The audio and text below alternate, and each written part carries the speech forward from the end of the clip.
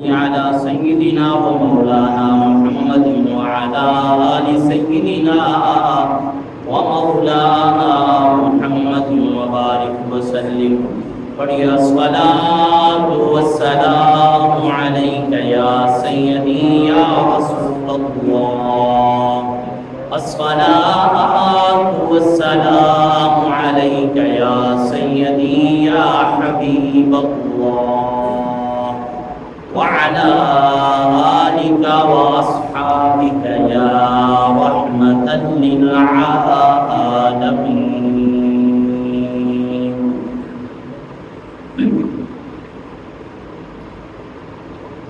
جلوہ بطوحہ دیکھتے رہ گئے جلوہ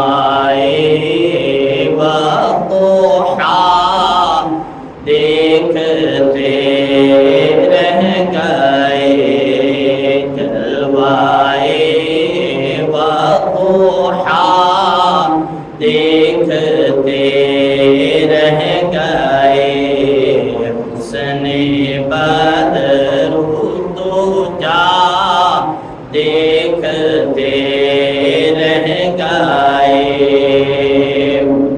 حسن اقرا تو دیکھا تھا جبریل نے حسن اقرا تو دیکھا تھا جبریل نے ہم تو بارے ہیرا دیکھتے رہ گئے ہم تو بارے ہیرا دیکھتے رہ گئے جلوائے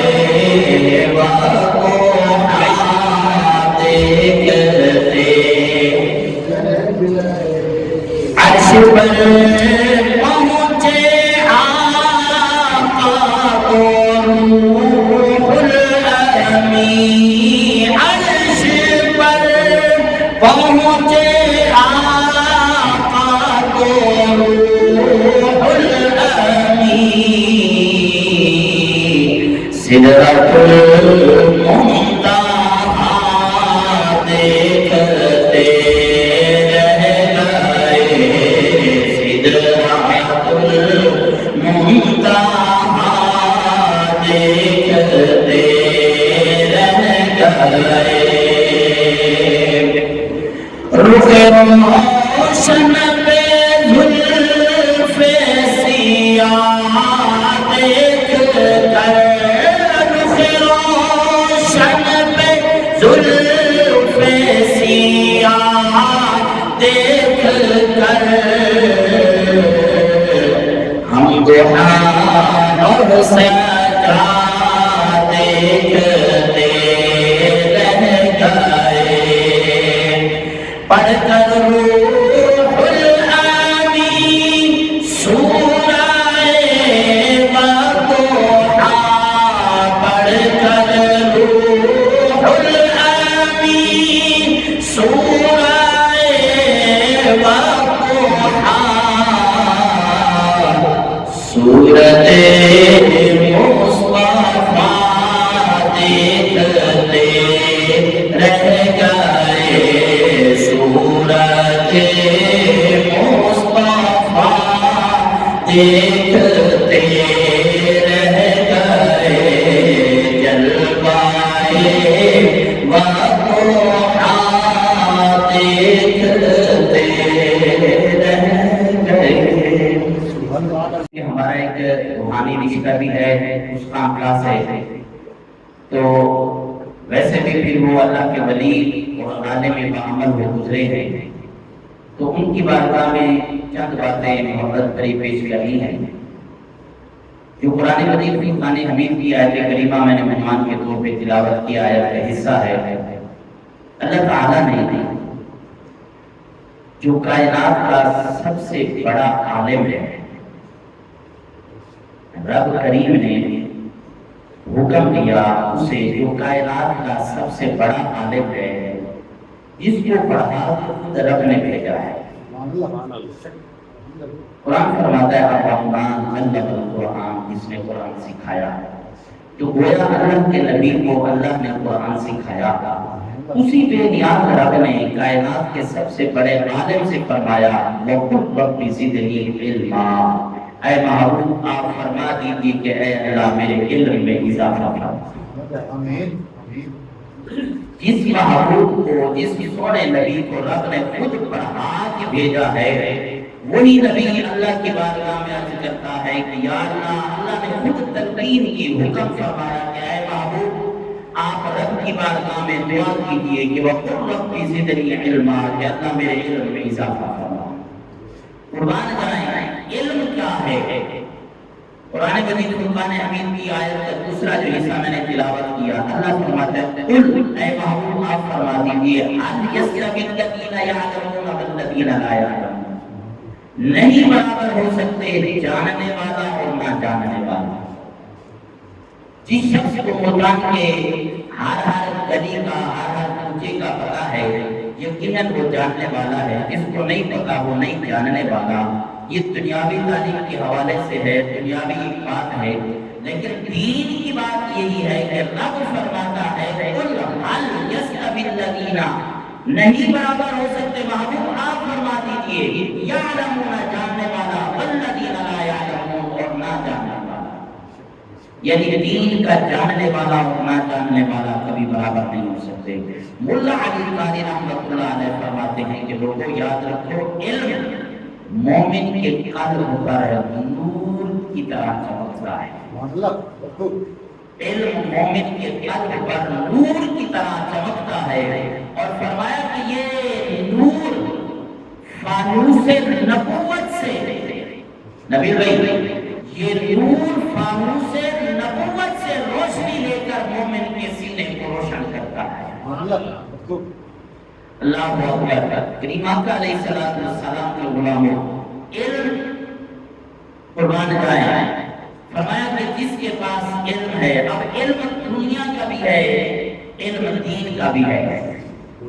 بڑے صغیر پاک و ہند کے اندر تقسیم کر دی گئی کہ یہ دنیاوی تعلیم ہے، یہ دینی تعلیم ہے، وگرنہ تھوڑا سا اسے پیچھے چلے جائیں تو پھر ایک درسگاہ کے اندر طب بھی پڑھایا جاتا تھا، قرآن بھی سکھایا جاتا تھا، حدیث بھی پڑھائی جاتی تھی، حکیم بھی وہیں پہ بنائے جاتے تھے۔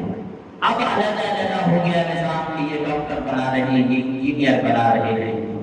لوگ کہتے ہیں کہ دیکھو جی مولوی تو مدرسے میں مولوی بناتے ہیں، حافظ بناتے ہیں، یہ ڈاکٹر انجینئر تھوڑی بناتے ہیں۔ تو ہم بھی تو کہہ سکتے ہیں کہ جو ڈاکٹر انجینئر کی جنہوں نے یونیورسٹیاں کھولی ہوئی ایک وہ بھی دکھاتے ہیں کہ ہم نے اسے حافظ بنا کے بھیجا۔ سوچنے کی بات ہے۔ تو بہرحال فرمایا کہ علم اللہ کی طرف سے انعام ہے، تو فرمایا انسان کی فطرت میں ہے کہ جب وہ کسی دوسرے کے پاس کوئی چیز دیکھے اور اس کو بھلی لگے تو وہ اس پہ رشک کرتا ہے۔ ایک ہے حسد کرنا، ایک ہے رشک کرنا۔ حسد کرنے سے اللہ کے نبی نے منع فرمایا اور رشک کرنے کی نبی نے ترغیب دی ہے۔ اور ہمارے ہاں کیا ہے، حسد بڑھتا جا رہا ہے، رشک ختم ہوتا جا رہا ہے۔ ہم یہ سوچیں کہ اس کے پاس یہ کیوں ہے، لہذا اسے چھین لو۔ اور رشک کیا ہے، فرمایا اگر کسی کے پاس ہے تو اللہ کی بارگاہ میں دعا مانگو مالک اسے دیا ہے تو ہمیں بھی عطا فرما۔ یہ رشک کرنا ہے۔ اللہ کو اکبر۔ اور قربان جائیں قابل رشک کون ہے؟ سنیے اللہ کے نبی صلی اللہ علیہ وسلم نے ارشاد فرمایا رجل اتى الله ما لا فسلط على حلقه في الحق، فرمایا وہ شخص جسے کریم رب نے مال حلال عطا فرمایا ہو، رزق حلال عطا فرمایا ہو، اور اسے وہ بغیر سوچے سمجھے راہ حق میں بے دریغ خرچ کرنے کی توفیق جس کو مل جائے، فرمایا اس پہ رشک کیا جائے۔ مال تو ہوتا ہے، خرچ کرنے کی توفیق نہیں۔ اللہ اکبر۔ اسی طرح دوسری جگہ فرمایا وَرَجُلٌ آتَى اللَّهُ الْحِكْمَةَ فَهُوَ يَقْضِي بِهَا وَيُعَلِّمُهَا، وہ بندہ جسے اللہ تعالیٰ نے حکمت یعنی علم دین عطا کیا ہو، علم دین عطا کیا ہو، فرمایا وہ اس کے مطابق عمل کرے، فیصلہ کرے، فرمایا دوسرے کو سکھاتا ہے، فرمایا اس کے لیے اس پر رشک کرنے کا حکم ہے کہ رشک کیا جائے۔ عربی میں اس کو عقیدہ کہا جاتا ہے، اردو میں اس کو رشک کہا جاتا ہے۔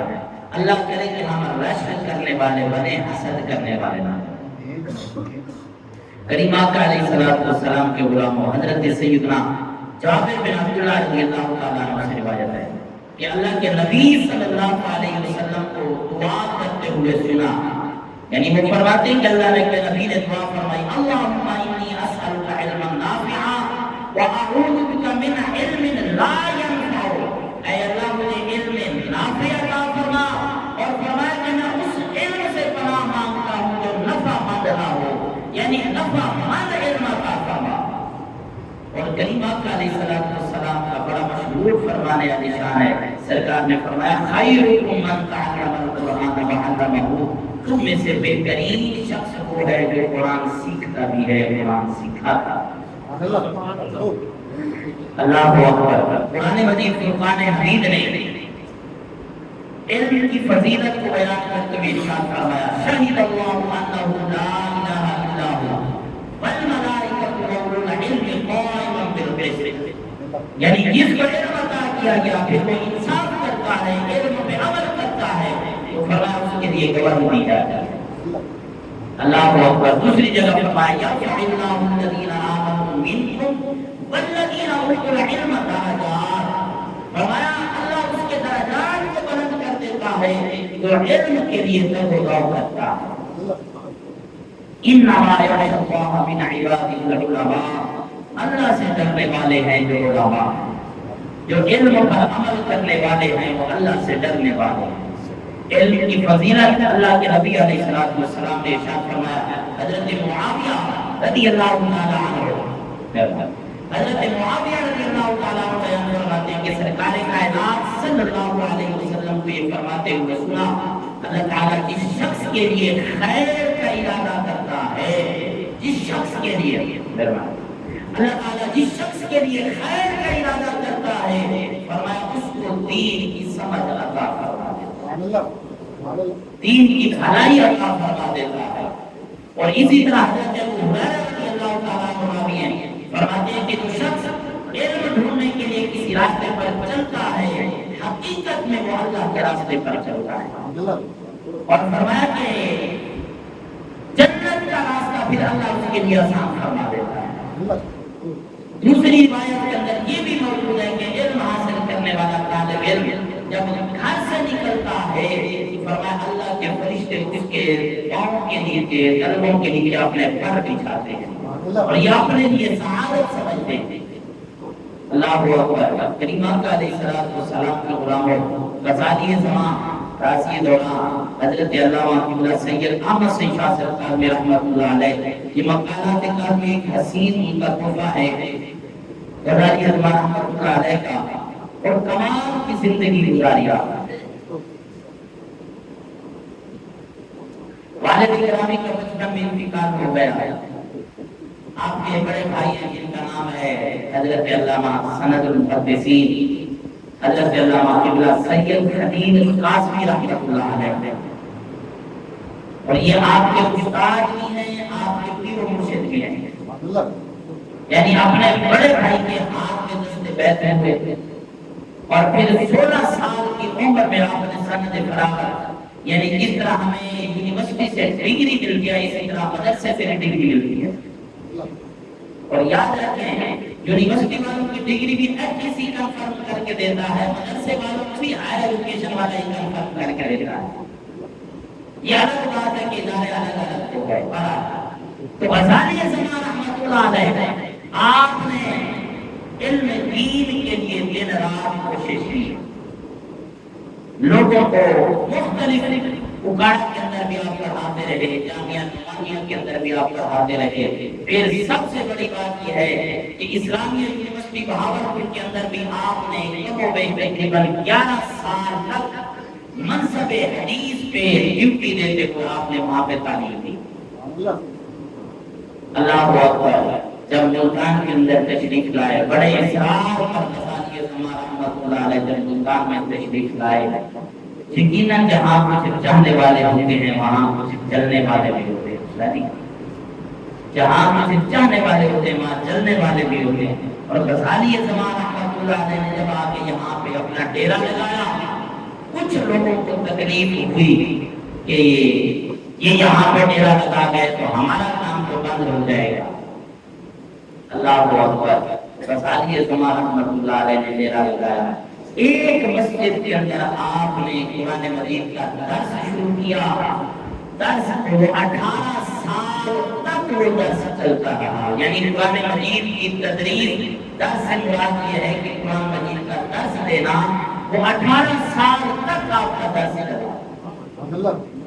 پھر ایک مسجد کے اندر آپ نے اللہ کے پیارے نبی صلی اللہ علیہ وسلم کا فرمان شروع کیا، مشکات شریف کا درس دیا، جب مشکات شریف مکمل ہو گئے پھر اس کے بعد بخاری شریف کا درس دیا۔ قربان جائیں، پھر وہ وقت بھی آیا جب چلنے والوں نے آپ پہ حملہ کیا اور غضب کا حملہ کیا۔ اللہ اکبر، میں اس کتاب کے اندر پڑھ رہا تھا، میں اس کتاب کے اندر پڑھ رہا تھا کہ غزالی زمان رحمۃ اللہ علیہ خانقاہ شریف کے قریب آپ گئے، کتاب کے لیے بلایا گیا، باقاعدہ پری پلان تھا ان کا کہ وہاں پہ حملہ کیا جائے گا، مار دیا جائے گا، لیکن وہ کہتے تھے برا برت کے وہ نہیں پہنچیں گے۔ تو غزالی زمان رحمۃ اللہ علیہ وہاں تشریف لے گئے، آپ نے خطاب کیا، چلنے والے بھی اپنے ہی اس سے تھے، اپنے ہی رشتے تھے، انہوں نے کہا کہ بھئی حملہ کر دو، حملہ کیا گیا، پھلہاڑیوں سے زوردار حملہ ہوا، زخمی ہو گئے، بے ہوش ہو گئے۔ جب میں نے یہ پڑھا ہے نا کہ ایک ہندو خاتون آئی، غزالی زمان کو اٹھا کے لے گئی اور اس کے جملے تھے کہ کچھ بھی ہو سید کا بچہ ہے، سید کا لالا ہے۔ اللہ اکبر، 3 دن تک وہاں پہ رکھا تھا، ملتان تشریف لے آئے، لوگ آتے رہے تیمارداری، اور یہاں تک کہ حضرت علامہ نعیم الدین مراد آبادی رحمۃ اللہ علیہ جیسی شخصیت غزالی زمان کی عیادت کرنے کے لیے آئے۔ بہت بڑے نام حضرت عبدالحسن رحمۃ اللہ علیہ اور پیر مراد علی شاہ صاحب رحمۃ اللہ علیہ، بڑے بڑے نام یعنی کہ آپ کی عیادت کرنے کو آئے۔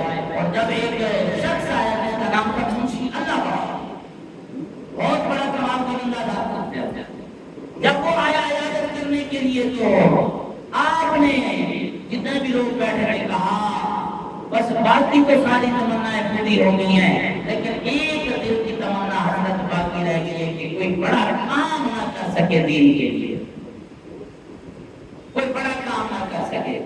اس زمانے کے اندر اس منشی اللہ بخش نے 10,000 روپے آپ کو پیش کیے کہ حضرت یہ لیجیے، جو کام کرنا ہے آپ کو ہاتھ سے۔ اور پھر اس کی گھر والی نے اپنے ہاتھ کے کڑے اتار کے دیے سونے کے، حضور یہ بھی قبول فرمایا ہماری طرف سے۔ پھر جب یہ ہو گیا پھر حضرت صاحب کی گھر والی نے غزالی زمان رحمۃ اللہ علیہ کی گھر والی نے اپنا سارا زیور اٹھایا، حضرت کی بارگاہ میں پیش کر دیا۔ اللہ اکبر، آپ نے سارا کچھ لے کر پھر جامع انوار العلوم تیار کیا، سارے کہہ دیجیے سبحان اللہ۔ اور آج اس وقت میں کہہ سکتا ہوں پوری دنیا کے اندر کہیں پر بھی آپ چلے جائیں، غزالی زمان کا ڈائریکٹ یا انڈائریکٹ کہیں نہ کہیں پہ شاگرد آپ کو ضرور ملے گا۔ یہ فیضان ہے غزالی زمان۔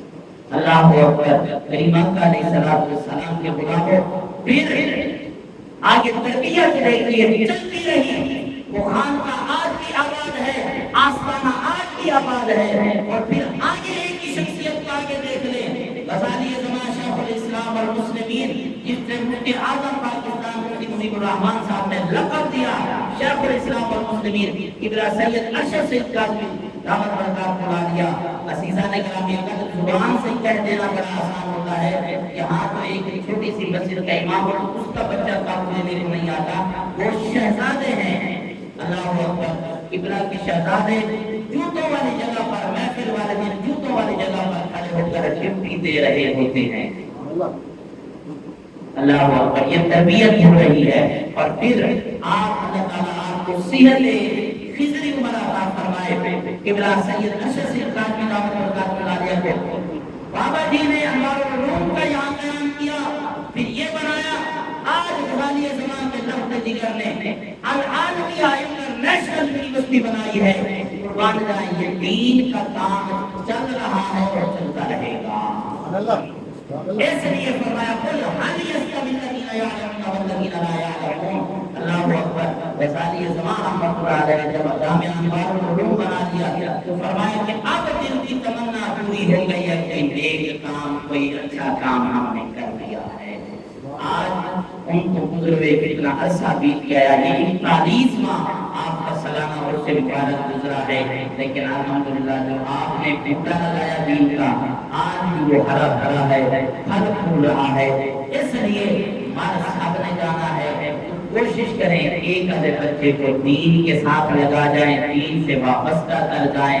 मरने के बाद चराग चलता रहेगा, कब्र आबाद रहेगी। वमा अलैना इल्लल बलाग। सुनते हैं।